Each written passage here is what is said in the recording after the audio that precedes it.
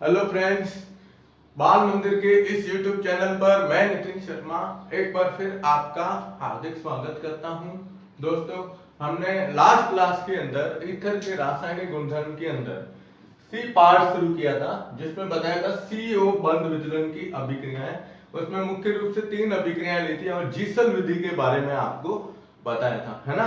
आज हम ले रहे हैं इसके अंदर 2 रिएक्शन और पीछे रह गई है। इसमें चौथी रिएक्शन आती है एसिटिल क्लोराइड से क्रिया। किससे? एसिटिल क्लोराइड से क्रिया। एसिटिल क्लोराइड से क्रिया। अब एसिटिल क्लोराइड से जब क्रिया कराई जाती है तो इसमें ध्यान रखना है आपको, सबसे महत्वपूर्ण इसमें उत्प्रेरक याद रखना है। और उत्प्रेरक जो इसके अंदर काम में लिया जाता है वह है निर्जलीय ZnCl2।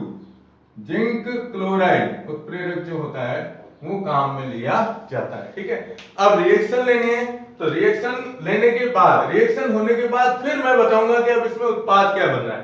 ठीक है, तो आप देखो डाई एथिल ईथर है C2H5OC2H5, है ना। अब क्रिया किससे करा रहे हैं? एसिटिल क्लोराइड से।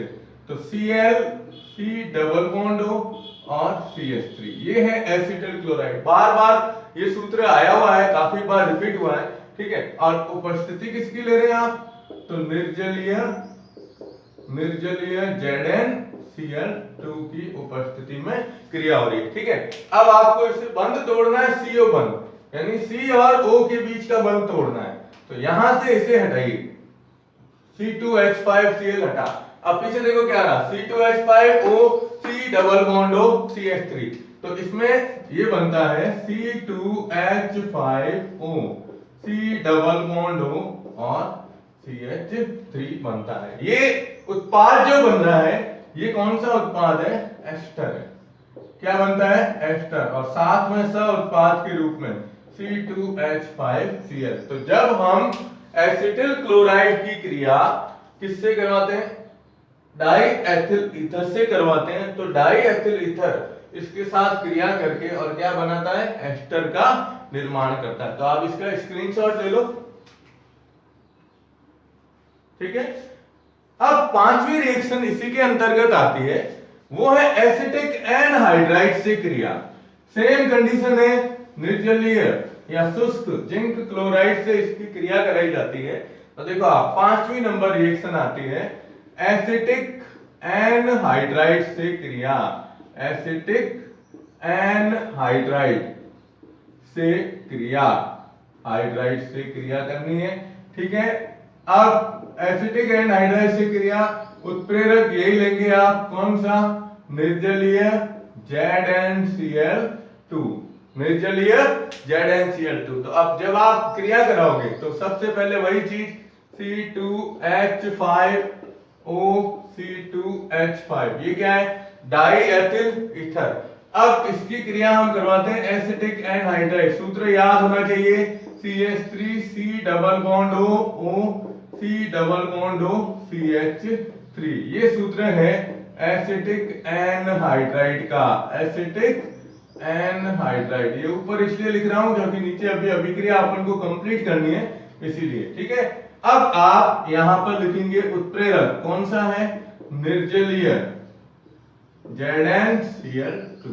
अब देखो, हमें बंध तोड़ना है, तो बंध तोड़ने के साथ साथ ये भी बताना है कि इसको भी 2 बराबर भागों में तो तोड़ना है। इसको भी ऐसे तोड़ो कि जब उत्पाद बनेगा तो इसमें उत्पाद जो बनता है वो भी इसके अंदर कौन सा बनेगा? एस्टर बनेगा। कौन सा उत्पाद? एस्टर बनेगा। और बंध कौन सा तोड़ रहे? CO, यानी यहां से बंध तोड़िए। ठीक है, और इसको ले जाइए आगे तक, यहां से ले गए हम और यहां तक। अब देखो ये क्या आ रहा है? C2H5। ठीक है, ये क्या आ रहा है? CH3 C double bond O और इधर ये C2H5 जुड़ा हुआ है। ठीक है, अब पीछे क्या रहा? C2H5O C double bond O CH3, यानी 2 अणु इसके बनते हैं। देखो वापस सुन लो, C2H5 CH3 C double bond O। तो पहले तो हम क्या लिखेंगे? CH3 C double bond O और O, ये वाला अणु। ठीक है, इसके साथ जोड़ दिया हमने C2H5, ये एक अणु बन गया है ना। अब दूसरा देखो आप, दूसरा है ना, दूसरा अणु भी इसी का ही बनेगा। कैसे, यहां से देखिए CH3 C डबल बॉन्ड हो, इधर क्या आ रहा है, पीछे रहा हुआ OC2H5, तो CH3 C डबल बॉन्ड हो OC2H5, यानी इसके कितने अणु बनेंगे, 2 अणु इसके अंतर्गत बनते हैं। ठीक है, कोई इसमें सह उत्पाद नहीं है, डायरेक्ट इसके साथ में ये रिएक्शन होती है। तो ये भी एक तरह से कौन सा उत्पाद बनाता है, एस्टर का निर्माण करता है। किसका निर्माण करता है, एस्टर का निर्माण करता है। तो ये 5 अभिक्रियाएं थी, कौन सी, इसके अंतर्गत हम लेते हैं CO बंध वितरण की अभिक्रियाएं, जिसमें 3 अभिक्रियाएं हमने कर ली थी, HX से क्रिया वगैरह ली थी, आपको याद होगा, जल अपघटन किया था, अपचयन किया था, और जीसल विधि भी उसमें साथ में थी। और चौथी अभी अपन ने ली एसिटिल क्लोराइड से, तो एसिटिल क्लोराइड से क्रिया करवाते हो तब भी एस्टर बनता है, और जब हम एसिटिक एनहाइड्राइड से क्रिया करवाते हैं तब भी क्या बनता है, एस्टर ही प्राप्त होता है। तो आप इसका स्क्रीनशॉट ले लो। ओके, अब हम इसकी लास्ट लेते हैं डी। देखो 4 प्रकार की अभिक्रियाएं थी, 3 ये हो गई, अब चौथी है डी। डी में आता है अन्य प्रकार की अभिक्रियाएं। क्या लेते हैं अपन, अन्य प्रकार की अभिक्रियाएं। तो हम ये ईथर के अंदर ही ले रहे हैं, ठीक है ना। तो देखो आप, डी आता है इसके अंतर्गत, डी में लेते हैं अन्य प्रकार की अभिक्रियाएं। अब अन्य प्रकार की अभिक्रियाएं कौन कौन सी होगी, तो इसमें सबसे पहला अभिक्रियाएं, ठीक है, इसके अंदर देखो एक आएगा निर्जलीकरण। क्या आएगा, पहला ये एक तो रिएक्शन होगी इसके अंदर निर्जलीकरण, दूसरी अभिक्रिया होगी कार्बन मोनोऑक्साइड से क्रिया CO से, और तीसरी अभिक्रिया इसके अंदर आएगी वो है दहन। यानी पूरा पाठ पढ़ने के बाद हमने ईथर का क्या कर दिया, दहन कर दिया। ठीक है, लेकिन हमें ईथर का दहन नहीं करना है, हमें अभिक्रिया ध्यान में रखनी, ठीक है ना, ये थोड़ा सा ध्यान रखनी।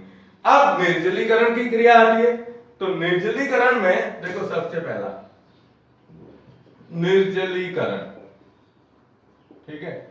अब निर्जलीकरण के अंदर आपको बताना है कि जो ईथर होता है die ethyl ether, die ethyl ether है ना, इसको Al2O3 पर, किस पर, एल्यूमिना या एल्यूमिनियम ऑक्साइड जो होती है इसके ऊपर इसे प्रभावित करेंगे, और तापमान ध्यान रखना है 663 केल्विन ताप पर। कितना यहां पर लिख देता हूं, 663 केल्विन ताप, और किसके ऊपर, Al2O3 पर प्रभावित करते हैं। जब इसके ऊपर प्रभावित किया जाएगा तो ये एथीन में बदलेगी। किसमें बदलती है, एथीन में बदलती है। अब कैसे बदलती है वो देखो आप। सबसे पहले डाई एथिल ईथर का सूत्र क्या लिखते हैं आप, CH3CH2O, CH2CH3, ये है डाई एथिल ईथर। अब मैं इसको थोड़ा व्यवस्थित करके लिखता हूं अलग तरीके से। हमें क्या करना है, निर्जलीकरण करना है ना, तो उस हिसाब से लिखेंगे। देखो यहां से लिख दो आप CH2H, इसका H अलग लिख दो, फिर ये क्या है हमारे पास CH2, ये क्या है O, इधर क्या आ रहा है CH2, इधर क्या आ रहा है CH3 था, CH3 को इस प्रकार से लिख दिया। ठीक है, यहां से एक हाइड्रोजन, यहां से एक हाइड्रोजन बता दी। अब कंडीशन बता दो, 663 केल्विन ताप, और किसके ऊपर, Al2O3 के ऊपर प्रभावित करते हैं। ठीक है, अब आप इसको कलर करो। कलर मतलब क्या कह रहे हैं, निर्जलीकरण करना है, यहां से ऑक्सीजन, ठीक है, चलो इसको अलग ये ना कलर कर देते, कलर से लेते हैं ताकि आपको थोड़ा ध्यान में रहे। यहां से ऑक्सीजन, इसका एक हाइड्रोजन, और यहां से एक हाइड्रोजन, ये क्या हटा, HO, बाहर निकाल दो पूरा, इस ब्लॉक को पकड़ के खींच लिया। ठीक है, खींचते ही बंद टूट गया, इधर रहा CH2 इधर भी रहा CH2 तो कार्बन की एक एक संयोजकता कम है तो दोनों के बीच में क्या आ जाएगा, देखो ये क्या है CH2, इधर क्या है CH2, इन दोनों के बीच में क्या आ जाएगा डबल बॉन्ड। और कितने अणु बनेंगे, एक इधर है एक इधर है तो दो अणु इसके अंदर बनते हैं, प्लस साथ में क्या बनेगा H2, तो ये क्या बनी इसमें एथीन, क्या प्राप्त होती है एथीन। तो निर्जलीकरण की जो क्रिया है, ये निर्जलीकरण क्रिया के अंतर्गत हम यही लेते हैं कि 663 केल्विन ताप पर एल्यूमिनियम ऑक्साइड पर जब इसे प्रवाहित किया जाता है तो प्रवाहित करने पर इसमें से जल का अणु निकलेगा और एथीन हमें प्राप्त होती है। ठीक है, अब आप इसका स्क्रीनशॉट ले लो।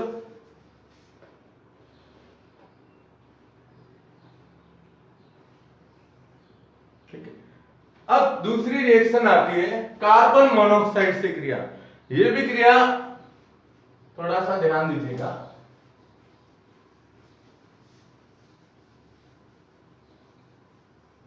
देखो कार्बन मोनोऑक्साइड से क्रिया सेकंड नंबर।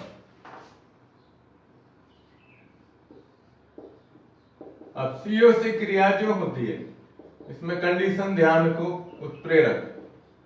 उत्प्रेरक याद रखना है आपको BF3 बोरॉन ट्राई फ्लोराइड। ठीक है, और तापमान ध्यान रखना है 398 से 423 केल्विन ताप,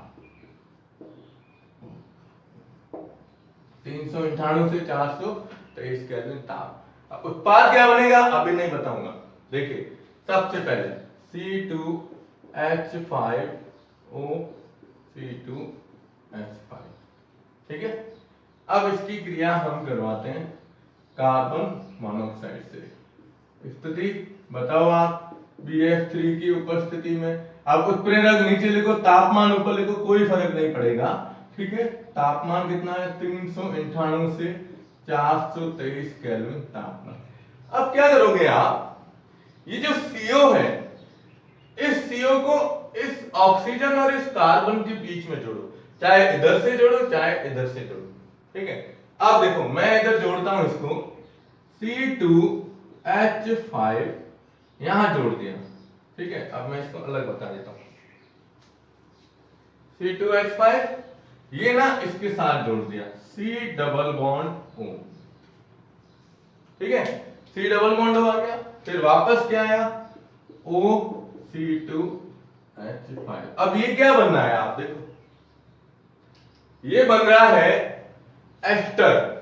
क्या बनता है एस्टर, एस्टर का निर्माण होता है। तो यहां आप लिखोगे कि इसमें एस्टर प्राप्त होता है या एस्टर बनता है। एस्टर समूह क्या होता है, ये C double bond O OR, ये एस्टर समूह होता है ना। और यहां देखो आप C double bond O R के स्थान पर C2H5 लिखा हुआ है। ठीक है, तो इसका नाम लिखेंगे, तो इसका नाम देखो, इस ऑक्सीजन के साथ में C2H5 लिखा हुआ है इसलिए इसको लिखेंगे एथिल। ठीक है, और इधर देखो 2 और 1 3 कार्बन है तो 3 के हिसाब से लिखा जाएगा प्रोपेनोएट, एथिल प्रोपेनोएट इसका नाम है। ठीक है, तो दूसरी रिएक्शन क्या कहते हैं अपन, दूसरी रिएक्शन में हम ये बताते हैं कि कार्बन मोनोऑक्साइड से डाई एथिल ईथर की क्रिया कराने पर, इसका नाम लिख देता हूं, वैसे आपको पता ही है die ethyl ether. Die ethyl ether की क्रिया कार्बन मोनोऑक्साइड, ये है कार्बन मोनोऑक्साइड से कराने पर, ठीक है, क्या प्राप्त होता है एस्टर प्राप्त होते हैं। तो ये दूसरी रिएक्शन हो गई हमारी, तो इसका स्क्रीनशॉट ले लो आप। ओके, अब तीसरी रिएक्शन आती है, लास्ट अभिक्रिया है इस पार्ट की, वो है दहन करना। ठीक है, अब दहन में आपको पता है हमने 10th क्लास के अंदर भी पढ़ा है विज्ञान में, और 11th में भी पढ़ा है केमिस्ट्री के अंदर, कि कोई भी कार्बनिक यौगिक जो होता है, कार्बनिक यौगिक का जब दहन करते हैं, ठीक है ना। तो दहन करने पर हमेशा क्या प्राप्त होती है, CO2, और क्या प्राप्त होता है, H2। हमेशा यही बनती है, CO2 और H2O बनती है। तो कैसे बनती है देखो आप, सबसे पहले हम लेते हैं डाई एथिल ईथर। तो देखो CH3 CH2O CH2 CH3। अब इसकी क्रिया ऑक्सीजन, दहन हमेशा किसकी उपस्थिति में होगा, ऑक्सीजन की उपस्थिति में। तो यहां हम इसमें बिल्कुल लिखते हैं, क्या लिखते हैं, दहन। दहन कर दिया। अब ये है डाई एथिल ईथर है, तो क्या बनता है, CO2 प्लस H2O। अब आप इसको संतुलित करोगे तो देखो कार्बन कितने हैं, सबसे पहले कार्बन देखो 1 2 3 और 4, 4 कार्बन है। तो इसके आगे ना 4 लिख दो, पहले कार्बन के आगे 4 लिख दो, ठीक है। अब हाइड्रोजन गिनो, 3 2 5, 2 7 और 3 10। इधर हाइड्रोजन 2 है, तो आप क्या करो, इसके आगे 5 लिख दो। देखो हाइड्रोजन 10 हो गए, कार्बन 4 हो गए। अब ऑक्सीजन संतुलित करो इसके बेस के ऊपर। यहां ऑक्सीजन देखो 4 2 8, और इधर कितनी है 5, 8 और 5 ऑक्सीजन कितनी आई, 13, ठीक है। हमारे पास इधर 1 है, इधर 1 है और उधर 2 है। तो हम क्या करें कि इस ऑक्सीजन के आगे हम 6 लिख देते हैं, 6O2। तो देखो ये कितनी हुई, 6 2 12, 12 और 1 कितनी हुई, 13। तो ऑक्सीजन कितनी आई, 13। कार्बन कितने हैं, 4, 1 2 3 4 कार्बन है। हाइड्रोजन कितने हैं, 5, तो ये 5, 5 2 10 है, तो ये हो गया 10, ठीक है। तो हम ईथर का दहन करते हैं, तो दहन करने पर क्या प्राप्त होता है, इसके अंदर कार्बन डाइऑक्साइड और जल प्राप्त होती है। तो आप इसका स्क्रीनशॉट ले लो, ठीक है। देखो तो यहां पर हमारे ईथर की अभिक्रियाएं क्या होती है, समाप्त होती है। अभिक्रियाएं पूर्ण रूप से समाप्त हो जाएंगी। अब इसका उपयोग बता रहा हूं। फिर इसके बाद मैंने आपको बीच में एक बार बताया था, जो विलियमसन संश्लेषण से ईथर बनाने की विधि थी, उसके अंदर कहा था कि मैं एक सवाल दूंगा आपको जब ये अभिक्रियाएं सारी समाप्त हो जाएगी उसके बाद। तो उससे पहले ना मैं आपको इसके उपयोग बता देता हूं। तो उपयोग थोड़ा सा ध्यान रखिएगा ईथर का, ठीक है। अब देखो ईथर के उपयोग, तो ईथर के उपयोग में क्या क्या चीज ध्यान रखनी है। तो सबसे पहला उपयोग तो यही है, हम बोलते हैं ना कि कार्बनिक पदार्थ जो होते हैं वो जल में अविलेय और कार्बनिक विलायकों में क्या होते हैं, विलेय होते हैं। तो उसी तरीके से जो यहां कार्बनिक विलायक शब्द आ रहा है, वह कार्बनिक विलायक ईथर के लिए भी दिया जाता है। क्योंकि कार्बनिक विलायक में हम उदाहरण जब लेते हैं तो बेंजीन होती है, अल्कोहल होता है और ईथर होता है। इसलिए हम यहां पर इसको क्या लिखेंगे, कार्बनिक विलायक के रूप में उपयोगी, कार्बनिक विलायक के रूप में। एक उपयोग ये हो गया महत्वपूर्ण। दूसरा उपयोग हम इसका लेते हैं, प्रयोगशाला में लिख सकते हो, अभिकर्मक के रूप में होता ही है, प्रयोगशाला में अभिकर्मक के रूप में, जिसमें आप जानते हैं ग्रिग्नार्ड अभिकर्मक की क्रियाओं के अंदर अभिकर्मक के रूप में, और स्पेशली किसमें, ग्रिग्नार्ड अभिकर्मक की जो क्रियाएं होती है, ग्रिग्नार्ड अभिकर्मक क्रियाओं में ये सबसे ज्यादा उपयोगी लिया जाता है, ग्रिग्नार्ड अभिकर्मक क्रियाओं में, ठीक है। और एक आपको पता है तीसरा, हॉस्पिटल में देखते हैं ना, हॉस्पिटल्स में निश्चेतक के रूप में, निश्चेतक के रूप में, यानी किसके लिए, बेहोशी के लिए, बेहोशी के लिए ये काम में लिया जाता है, ठीक है। और चौथा और पांचवा उपयोग सबसे ज्यादा महत्वपूर्ण है। तो चौथा उपयोग जो है इसका, वो ध्यान रखना है, वेरी मोस्ट इंपॉर्टेंट पॉइंट है, वो है इसका नेटेलाइट के रूप में। ये पूछा गया है एक बार, नेटेलाइट। नेटेलाइट का मतलब होता है कि अल्कोहल प्लस ईथर को मिलाकर क्या बनता है, नेटेलाइट बनता है। क्या बनता है, नेटेलाइट। याद रखना है आपको, अल्कोहल और ईथर को मिलाकर, अल्कोहल और ईथर को मिलाकर क्या बनाया जाता है, नेटेलाइट बनाया जाता है। और इस नेटेलाइट का उपयोग पेट्रोल के स्थान पर, पेट्रोल के स्थान पर इसका उपयोग किया जा सकता है, इसका उपयोग हो सकता है। ये आपको ध्यान में रखना है, पूछेंगे नेटेलाइट क्या होता है। और पांचवा उपयोग जो है इसका, ये मैं थोड़ा अलग बता रहा हूं, पांचवा उपयोग वो है सुगंधित, क्या बोलते हैं, सुगंधित लेकिन धुएं रहित पाउडर के निर्माण, पाउडर के निर्माण। देखो पाठ खत्म हो रहा है और पाठ की सबसे लास्ट लाइन यही है कि सुगंधित और धुएं रहित पाउडर के निर्माण में, जो पाउडर हम यूज करते हैं लगाने के लिए फेस पर, तो ऐसे पाउडर बनाए जाते हैं इसके द्वारा कि उसमें धुआं नहीं होता है, बिल्कुल बहुत ही एक अलग तरीके से बनता है। ठीक है, तो ईथर के ये उपयोग है, पहला कार्बनिक विलायक के रूप में, दूसरा प्रयोगशाला में अभिकर्मक के रूप में, हॉस्पिटल के अंदर निश्चेतक बेहोशी के लिए, ये पाउडर बनाने के अंदर, और मेटालाइट के अंदर। तो ये सबसे महत्वपूर्ण उपयोग इसके हैं। तो आप इसका स्क्रीनशॉट ले लो।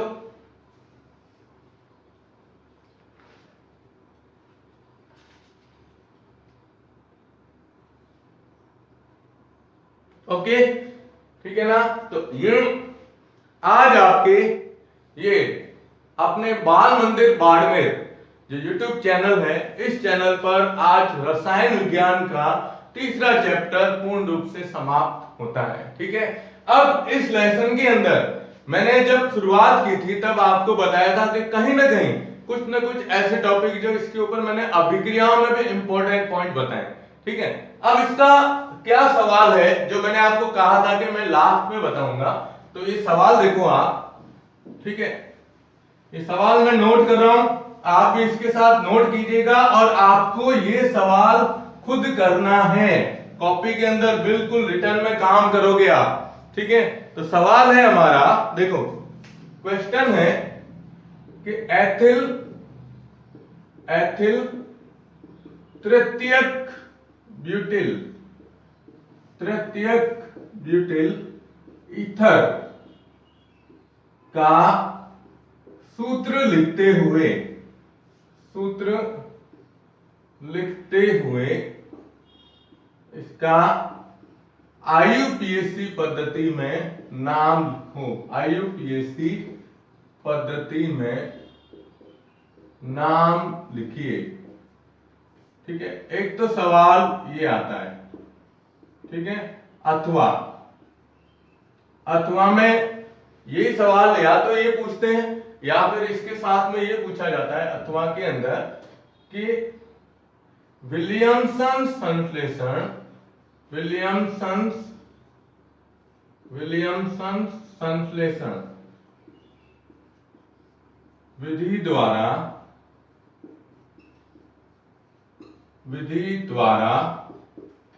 अब ये का ये नाम कौन सा, एथिल, एथिल तृतीयक ब्यूटिल ईथर निर्माण की रासायनिक अभिक्रिया, रासायनिक अभिक्रिया लिखो। ये आपको सवाल उसमें से जो विलियमसन संश्लेषण, हमने ईथर बनाने की जो विधि ली थी, विलियमसन संश्लेषण, ठीक है, इस विधि के अंदर जो अभिक्रियाएं लिखाई गई है, उन अभिक्रियाओं में से कोई एक अभिक्रिया ऐसी है जिसके अंतर्गत ये सवाल बनता है। तो आप इस सवाल को नोट कर दो या इसका स्क्रीनशॉट ले लीजिए, वीडियो को पॉज करके। ठीक है, ओके, तो आज हमारा ये लेसन समाप्त होता है। आप लोगों के लिए यही सूचना है कि देखो अभी जो कोरोना, जो ये महामारी फैली हुई है, उस महामारी के कारण अभी आप खुद देख रहे हो कंडीशन बहुत ज्यादा जैसे क्रिटिकल होती जा रही है, तो उस क्रिटिकल कंडीशन के अंदर स्कूल जो अपने जो रेगुलर पढ़ाई है उसके बारे में अभी तक कोई ऐसा मतलब गवर्नमेंट के द्वारा आदेश नहीं आया है। तो आप ये समझो कि जो ये टाइम है हमारा, इस टाइम के अंदर ये जो आपके YouTube चैनल के ऊपर हम सभी सब्जेक्ट के, फिजिक्स के, केमिस्ट्री के, बायो के, मैथ्स के और 10th क्लास के भी वीडियो अपलोड हो रहे हैं, कॉमर्स के लिए भी हो रहे हैं, है ना। तो आप उस टाइम को यूज करते हुए हो सके जितना इन वीडियो के साथ में स्टडी जारी रखिएगा, क्योंकि आने वाले टाइम में पता नहीं अभी तक क्या डिसीजन मिलेगा, ठीक है ना। तो आप बाल मंदिर बाड़मेर के इस YouTube चैनल को ज्यादा से ज्यादा सब्सक्राइब कीजिएगा। धन्यवाद।